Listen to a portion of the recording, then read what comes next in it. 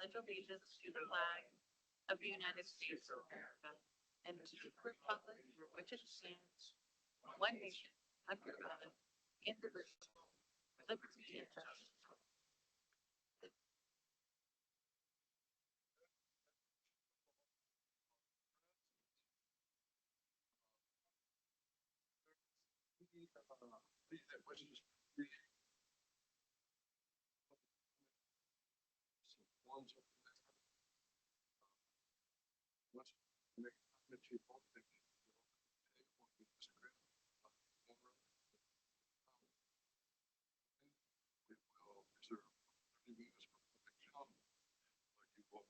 Get 3 minutes to speak on your topic or not respond because the chair allows it.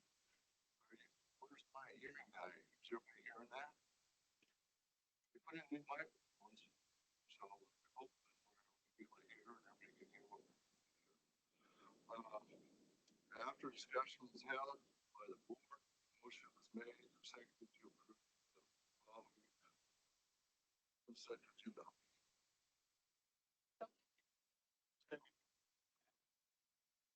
Discussion. Hearing none, all those in favor say aye. Those opposed, like sign. Hearing none, motion passes.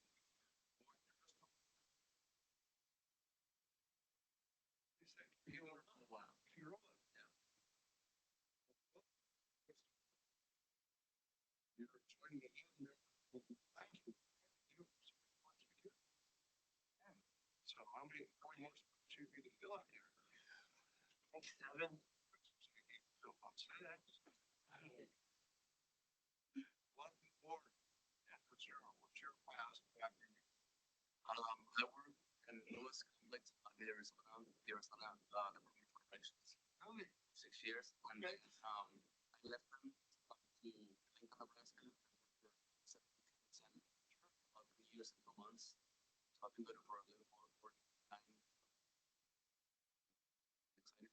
You guys know. Okay. You live in the metro area too? I'm still in Lincoln until hopefully I'll come to Council Bluffs. That's nice drive. Yeah. Yeah. Okay. So welcome board. Appreciate it. I think we every Tuesday at 10, if you ever get older, you can come and see us or watch us on YouTube. Don't say that. No one ever shows back up. So I'll watch us on YouTube. Yeah. So, yeah, Thank you. Appreciate you. I came aboard. Thank you. Thank you. get moved up here because that's a lot of travel. Have you been through a winter yet? Yes. It's not fun. Yeah. Well, You know, we'll appreciate it. If there's anything you ever For need, the opportunity. you know where we're at. thanks for coming in. Okay, thanks. Thank you. Really appreciate it. Take Have care. a good day. Be safe. Good luck. Have a good day. Okay. Mark, is that rural economic development manager in West Iowa? Sure.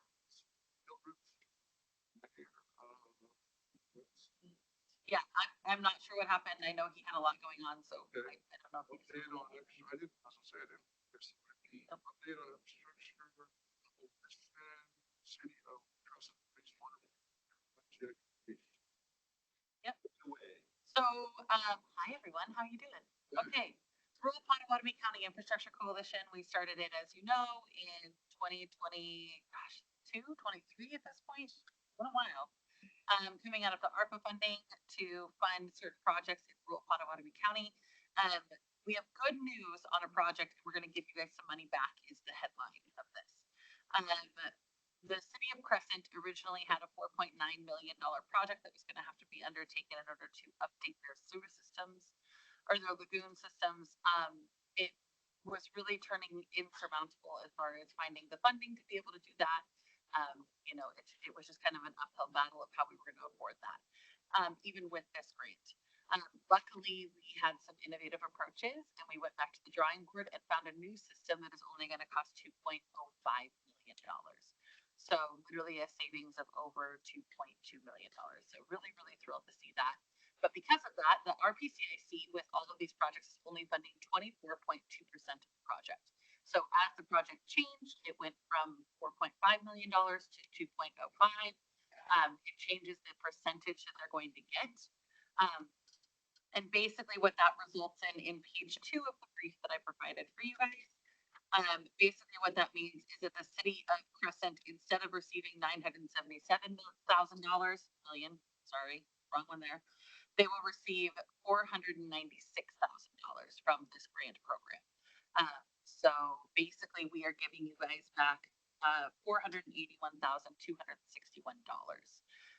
That will be divided out because the funds were given half from my West Foundation and half from you guys. So you guys will get back $240,630.50 to use as you see fit. Those, those funds were there dispersed, match. So the first half was dispersed. Then what the money goes back available, obviously. So they're not actually giving back money, we're just not providing. Yeah. No funds. Contractually, we have a contract signed, so technically the money was, contractually theirs. So they're not giving anything, they're not writing you a check back. It's just that those funds will not be used towards this project. There is still $7,522 that will be used towards this project, because that will complete their 24.2% of the project, but that will be at completion of the project. So, Mitch, what would be gonna be the balance of the RPCIC? That would be a better question for someone, because I think only train, so most of the towns got half, and half the money up front and half towards the end of the project. There was 3 cities that got 50%. And then 25, 25. Trainers asked for the 25. They haven't asked for the last 20. and they should be within the next week or 2, I would say, asking for the final 20, But because their project is. just received 200 and whatever, or already have it. So that's in there. It's not being counted, Right, I mean, we can appropriated. yeah, We want, so is iOS keeping their money in the RPCC bucket? RPCIC, they haven't informed me what their choice is to do with it. you could want to chat with them. It's, If you wanted it to go towards another project, the Hancock's project ended up being much more expensive than what they thought it was. And at this point, we're only funding 11.9% of that project. They would not need the full $240,000, but they could use a bit more towards it to bring them up to 24.2% if you wanted to. Why the difference in percentages? Well, across the board, the projects are all supposed to be 24.2%. As we find with things in construction, things change over the span of 2 or 3 years. The Hancock project that we believed was going to be, I believe at the beginning of it, it was a $75,000 project, ended up being a $600,000 project. So they had a significant increase that they were not anticipating, but they are trying to make it work. McClellan was previously in the RPCIC. After their water study, they found out that they probably shouldn't be. So they relinquished their $25,000 to Hancock to help make up the difference. And we came to you guys and got that all approved. But if you were interested, I can do the math. I can't do it. I won't do it right now because I won't waste your time. But we could, with that $240,000, I believe, get Hancock to where we're funding 24.2% of that project. So I want to go back to Crest. Yes. So the wastewater project, Yes. did it allow them how much extra capacity do they have already? I do not have the numbers for that. I'm not sure I have, and it wasn't necessarily more capacity that they were going for. They were out of. You can't grow? No, they can't. They can't because their systems are already bigger than what they should be. The problem was is that they were out of DNR compliance. So their ammonia levels were too high for, and I could be. System's bigger than Well, needed? the Crescent system that they currently have is big enough to supply what they're doing now growth wise and what they will do with a bit of what they'll do in the future. They will be able to take on a major industry. In the future we talking? I don't have those specific numbers, but I can get them for you if you wanted. Yeah, I'd love to have. Sure. it. We done a study before we done anything, Oh, I know. and there was extra capacity because people weren't using as much capacity. Well, the house ends on residential versus commercial versus industrial. They have plenty of room on the residential side from what I understand, but not necessarily on the commercial side. Thank you. Now, they went to that modular system. Yes. That's And been this is- approved by DNR. This is really, it's a cool system that they're going to. They're going to a system that has never been used in the United States before. That's why we've been working on this for probably almost a year, but we didn't want to come to you guys until everything was through facility plans with the DNR, and DNR gave them a complete green light to go. And we got that green light in October. So, actually end of September, I think. And so with that, then we wanted to come to you guys and say, okay, we're officially, saying we're not going to take those additional funds. This is gonna be a test bed for a lot of little cities. Instead of going like a $5 or $8 million project, they can knock it down. And most little cities within Iowa are under pressure from the DNR to change their numbers, of all the things within the sewer system. Yeah. I mean, This is a filtration system. it's a totally new way of doing things that's never been done in the US before, which is the reason that it was kind of a heavy lift to get DNR to understand what it was, and be interested and want to do it. And that's why it took almost a year to get that approved in the first place. But now that the system is up and now this is approved, and once we have this finalized, they will move forward with construction. They've already bid let and all that kind of stuff. And I think it's gonna be a pretty easy process to put it into. It's a separate building that just runs everything through it. So cost wise, as far as construction goes and what needs to happen, it's much, What's the much date? less significant. Of turning it on. I don't have that. Was this a McClure? Originally, the city of Crescent started with McClure Engineering for the original project. And just through some different stuff, they decided to move away from McClure, and, they actually, the neat thing is that Crescent found this information and this stuff on their own, and then sought out an engineer that would be willing to work with this new technology. Who was the engineer? They've chosen Snyder and Associates as who they're currently working with. That's who did this project. Yes, Okay, that's who they're currently working with for this project. But again, the credit goes to the city of Crescent and the mayor and the city clerk for finding the technology to save them a whole bunch of money. They really did a great job. The city clerk, she's pretty good. Yeah, well, I mean, not that you're biased. At all. Okay.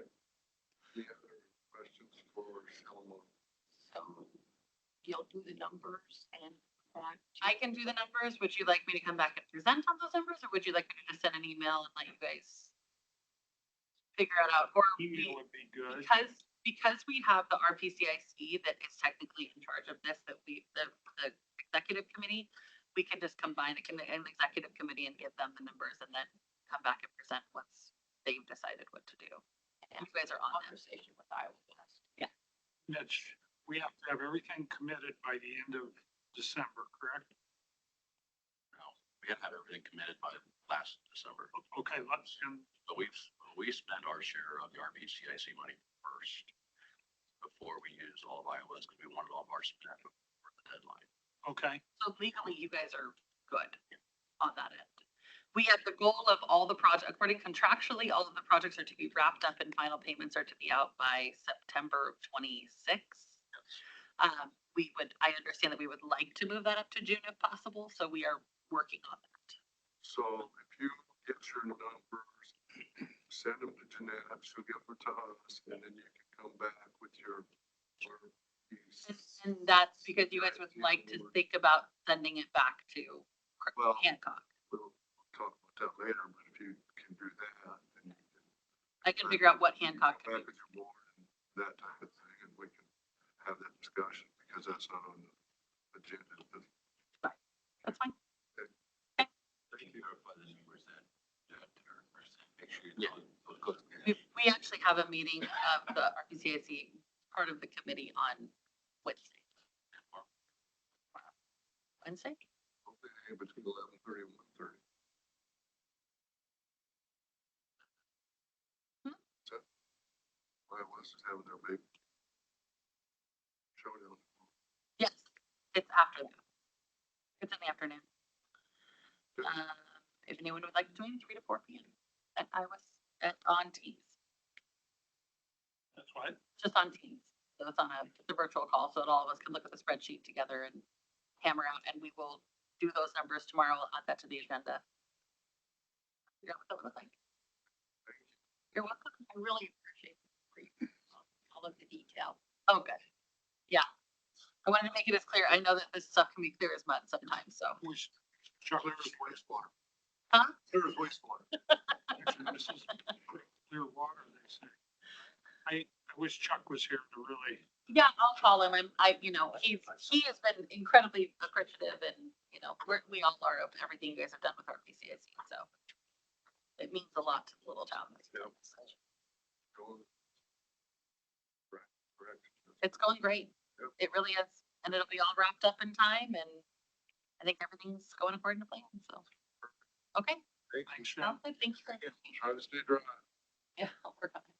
Okay, Jody Morris, project manager, and Andy Wicks, engineer, secondary roads, discussion and/or decision for proposed rotation of a portion of 208th Street on the west line of section 2-7, 2-T75N-R42W, Potawatomi County, Iowa, and sign resolution number 6525 regarding final order on vacation. I'll move. Second. Discussion. This was from, public hearing this week.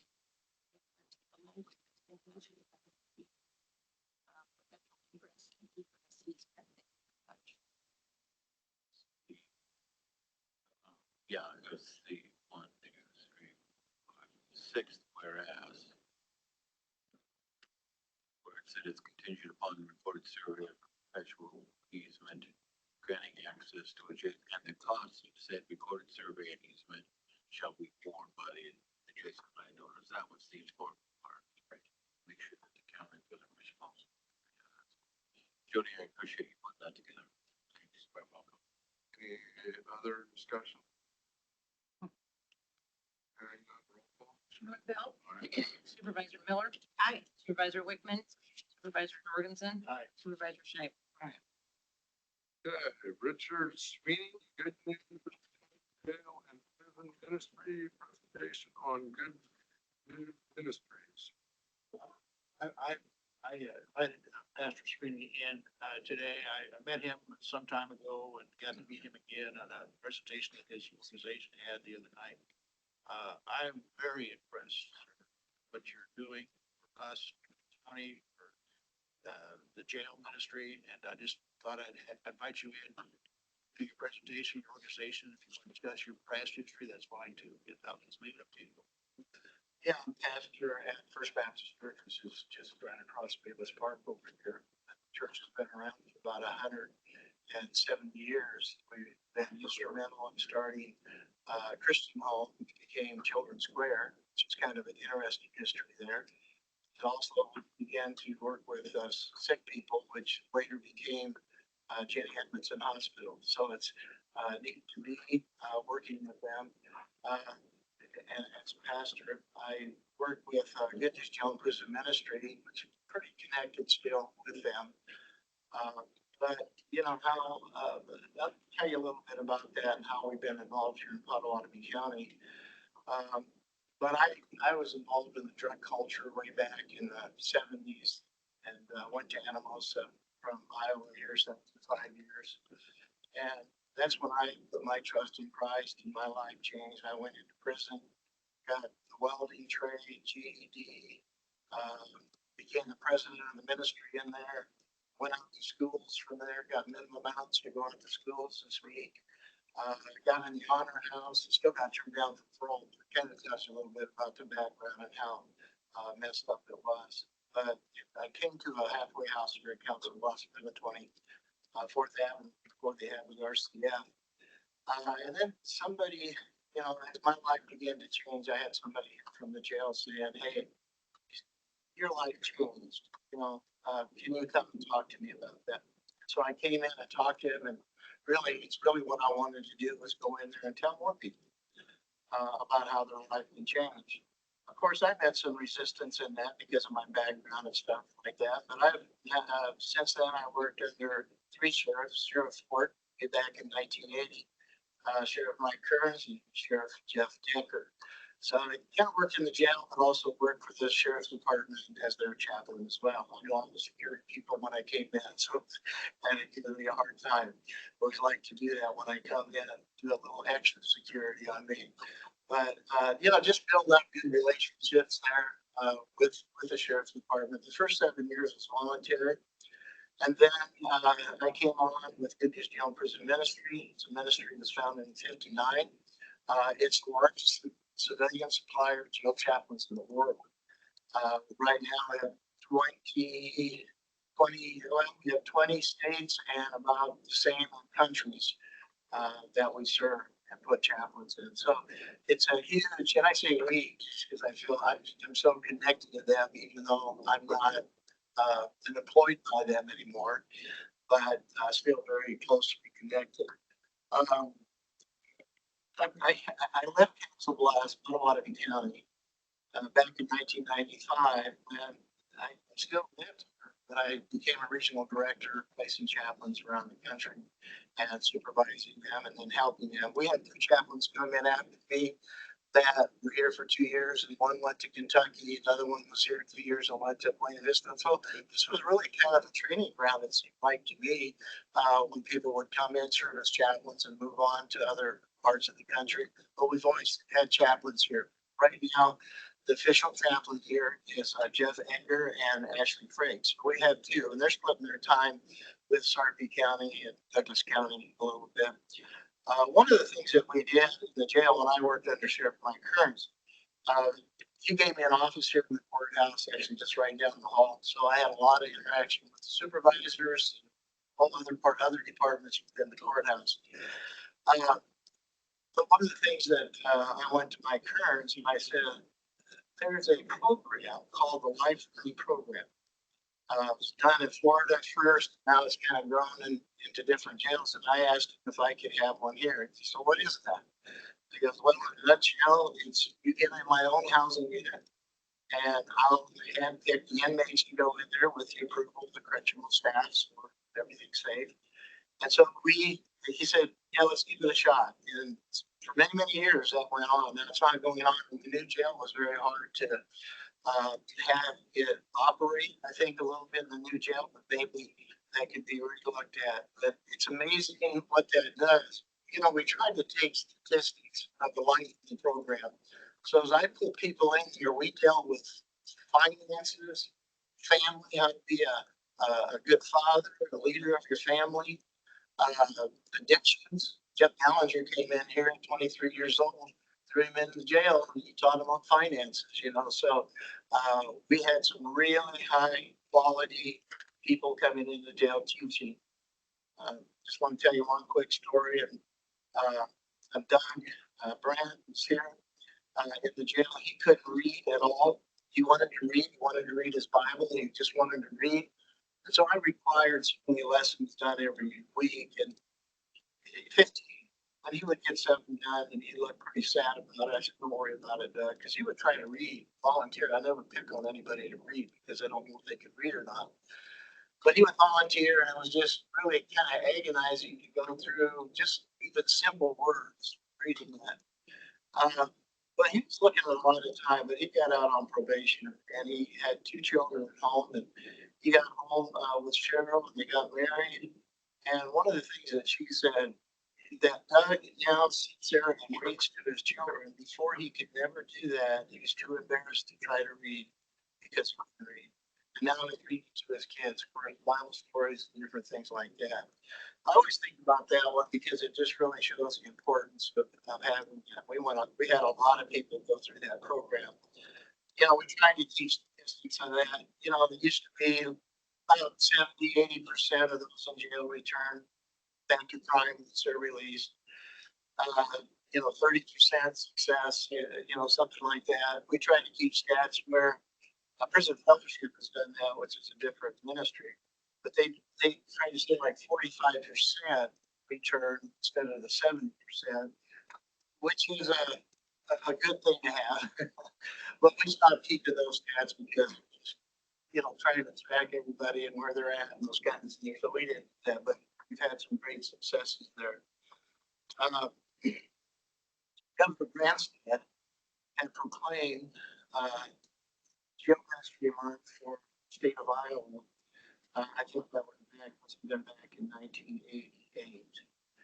And I went to Des Moines and I sat in his office. There was only about 10 or 12 of us from around the state. Shook his hand and we said, thank you for proclaiming it jail ministry month for the state of Iowa. So I came to the commissioners here and I said, you know, Governor Branstad has done this. Would you be willing to do that as well? And they said, yes, we would. So I think for a couple of years, they proclaimed, that's probably back right after Branstad had proclaimed it for the state. He proclaimed it for the county, that the supervisors here did a couple of times. So did that about May. So I don't know if that's something you want to take a look at. No, maybe. We've done it before. There's probably something in the record. So I'm trying to find the proclamation because it's really well done, kind of taking that after Governor Branstad. So what that House Chapel is kind of taking around to different churches. We are the largest civilian supplier of chaplains. That means we don't take any tax dollars. We have totally done this around the country. Now, I think things have changed in the last couple of years. But I've never taken any tax dollars and I had to raise my support on the community to have a chaplain in jail here in Potawatomi County. And that's what our chaplains do today. There are some jails that give in, they offer money, that's commissary money. That's on a separate account, not tax dollars that can be used back towards the chaplain and the ministry there. And so that's something I've negotiated all around the country. Some of you and anywhere from 90,000. We're not asking, not asking for anything here, but just to throw that out to what they've done. And so they've been very generously towards that. But that really helps the chaplain spend more time in jail instead of all over trying to raise money. But we do want to get out there. We do want to get out in the community. We want people to know what we're doing. So that really kind of drives us out there to the community to let people know what's going on and change lives are taking place. I got a full pardon from Governor Branstad, and I'm grateful for that. That was, I think that was somewhere around 89, something like that. But I had sheriffs, county attorneys, all kinds of people writing, judges writing letters for me. And, so I was grateful to get that. Other, just kind of just a brief rundown of what we've done. I think, appreciate your willingness to come forward and talk about your own personal experiences as well as what you're involved in today. But I think we can probably resurrect that proclamation in our archives. So we can, I look forward to doing that in May of 2026. Yeah. You know, and appreciate the work that you and your people do out at the jail. We can continue to have those conversations. Yeah, having trouble finding that. I can look for a little bit for that. I couldn't locate it. And We got a lot of stuff scanned in now, and that's not that. Yeah. That's not that old. So right. Yeah. So I think we could probably resurrect it. Not that we can get it to you and you can just, bring it up to date or whatever it needs to be. So That would be great. I feel anything we can do to stop people from the in, out, back in, anytime we can stop that, that's a big plus. So I appreciate it. Thank you. Thank you. We have amazing things going on here in Council Bluffs. Just a couple blocks away, we have two houses. Well, there's three houses. And he takes it from the state. I don't think he's taking them from the county right now, but he's got two houses to help people get transition and learn more. Some, accountability. He tests for drug tests and all that stuff. So it's amazing, really get a lot of freedom here, and it really helps our ministry. So thank you for all that you guys do. And I think that was in May that they did that proclamation. Okay. So, What year? well, I think 1988. okay. 1988. already found it. Awesome. It's actually in November. Yeah, November, they moved it. So Oh, the timing to the was- state? Just nationally. Oh, nationally? Oh, okay. Follow through your actions with our government. Okay. So because we need the success stories, to keep the program alive, keep people interested in it, and it's for your leadership. Thank you very much. Well, thank you. Thank you. Mr. Sweeney, I want to say thank you very much. I was very impressed with what you had to say and what you're doing out there. It reminds me when I was in the service, 17 in the United States Marine Corps, 17 when I enlisted and left a little town, very homesick. But the number of ministries that used to come in on base, you know, Camp Pendleton out in California, Quantico in Virginia, it just made me feel at home when they come in and, you know, whatever, Thanksgiving dinner free for all the servicemen and that kind of stuff. I'm very thankful for ministries that are out there, and spreading the good word. I appreciate it very much. We try to not just minister to inmates, but we are there for the correctional staff as well. I serve as a chaplain, police department as well. Got their chaplaincy going out. Mark Moline, I don't know if anybody remembers him. But Mark came into my office and he goes, you know, Rick, I think God's calling me to be the jail chaplain. I almost laughed inside because, you know, he's devoted himself to law enforcement. Chaplain. And he moved out to San Jose, California. His wife Judy got a pretty good promotion there. And he calls me from out there and says, hey, Ray, still thinking about the jail chaplain. I said, well, knock on some doors. And Hollister, California, about 45 minutes from San Jose, he calls me and said, that sheriff will take a chaplain. I said, by then I had California as part of my area. It was so neat to put the former chief of police here, Council Bluffs, and as a chaplain in Hollister, California. So just stuff like that. Well, I know you all have a lot to do, but thanks for having me. Yeah, appreciate Thank you. Thanks for coming in. Thanks for bringing the rain.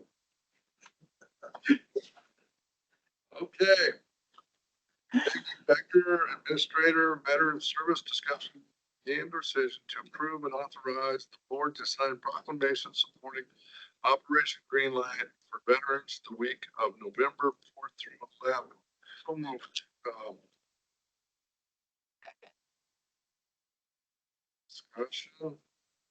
You want to say anything? The proclamation is simply to recognize the service members that are discharging, the newly discharged service members, now becoming veterans. Okay. Proclamations for it. Okay, Operation Greenlight for Veterans 2025 proclamation. Whereas the residents of Pot County have great respect, admiration, and the utmost gratitude for all men and women who have selflessly served our country, this community, in the armed forces, and whereas the contributions and sacrifices of those who served in the armed forces have been vital in maintaining the freedom and way of life enjoyed by our citizens. And whereas Potawatomi County seeks to honor individuals who have made countless sacrifices for freedom, placing themselves in harm's way for the good of all. And whereas veterans continue to serve the community in the American Legion, veterans of foreign wars, of religious groups, civic service, and by functioning as county veterans service officers in 29 states to help fellow former service members access more than $52 billion in federal health, disability, and compensation benefits each year. Whereas approximately 200,000 service members transition to civilian communities annually, and estimated 20% increase of service members will transition in civil life in the near future. And whereas studies indicate that 44-72% of service members experience high levels of stress during transition from military to civil life. And whereas active military service members transitioning from military service are at a high risk of suicide during their first year after military service.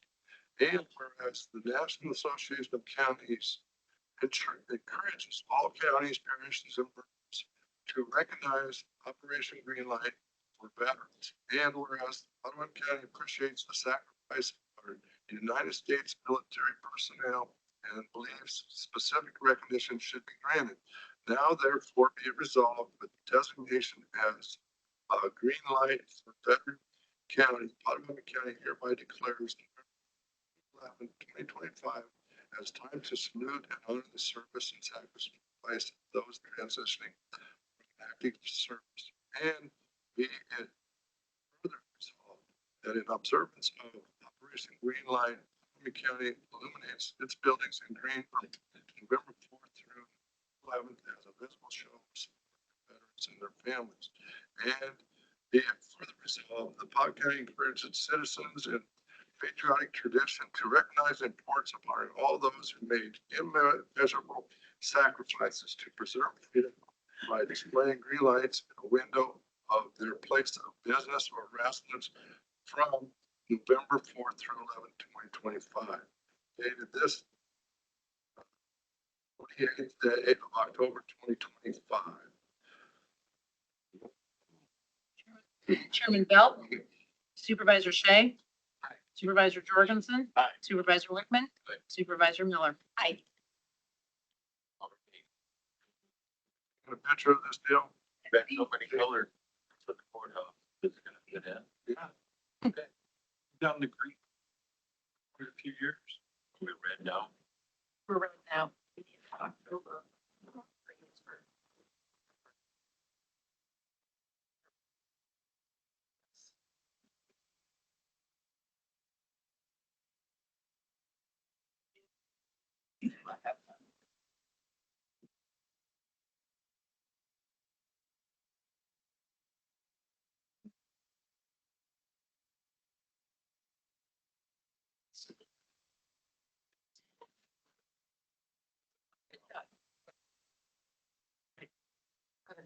Got a percent.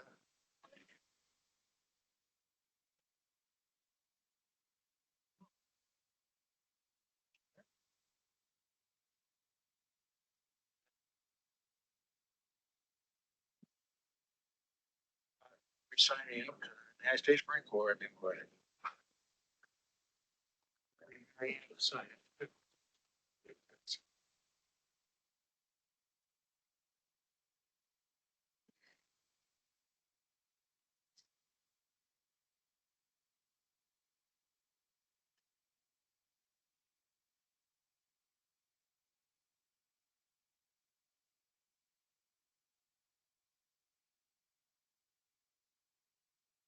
Green light.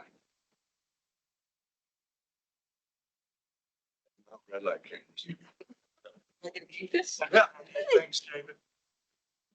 Peggy. Peggy, you might take it in and have to get a copy of it. for you.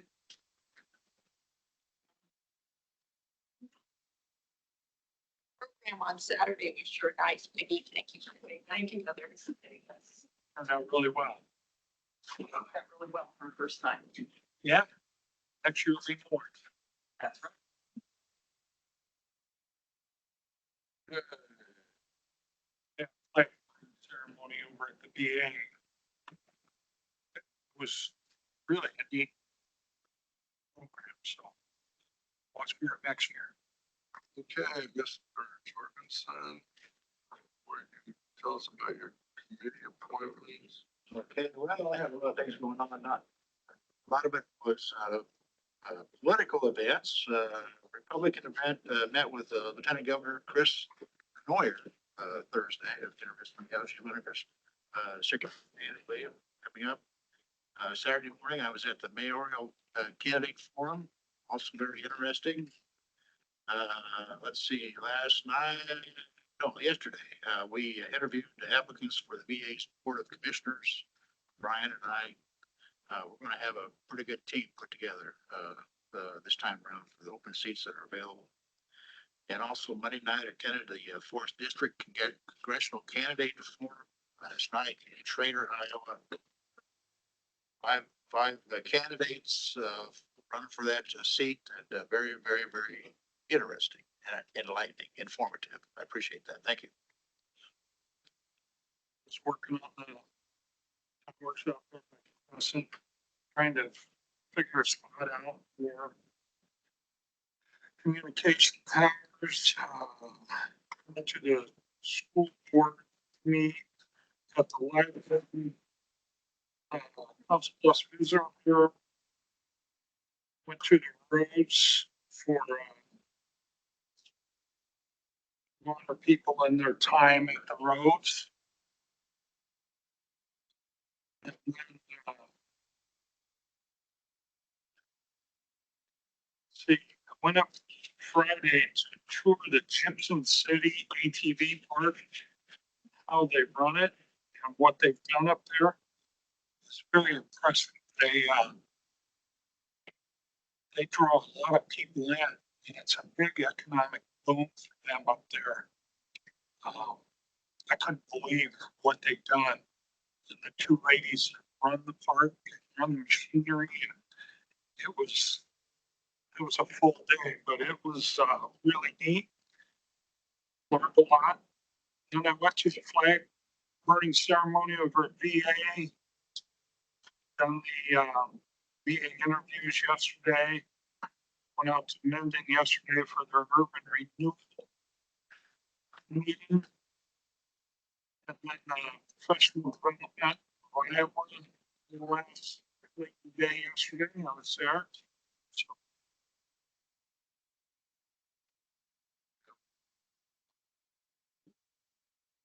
Did the Council Bluffs Chamber Women Inspiring Women event last week. I also attended the Road Operations Center Service Employee Anniversaries Policy Committee Swift Go.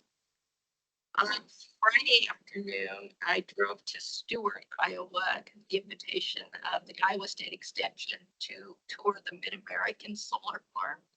And that was quite interesting. It's fascinating to be amongst them. I mean, when you drive by them on the road, they're one thing, but when you're standing next to them, it's completely different. And then on Saturday, I participated in the Veteran Services flag retirement ceremony and attended the PDI legislative session hosted by Van Southwest Iowa yesterday. I did the PDI last evening. Roads employee recognition. They go, we call, they go national, Social County, regional, Midwest, basically, and the mayor was. Sounds like it's a pretty busy week for everybody. One more thing to add. October 31st is the deadline for employees to complete their wellness program requirements to receive an insurance premium discount. And I just encourage all employees to, if you've got it started, hurry and finish it up. And if you haven't started it yet, look into getting it done because it truly is a savings to the employee. Yeah, anything public comment? No. Motion to go into executive session. Closed session. So maybe.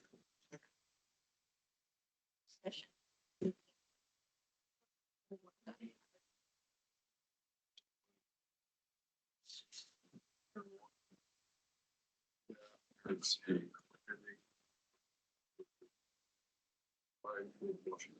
Yeah.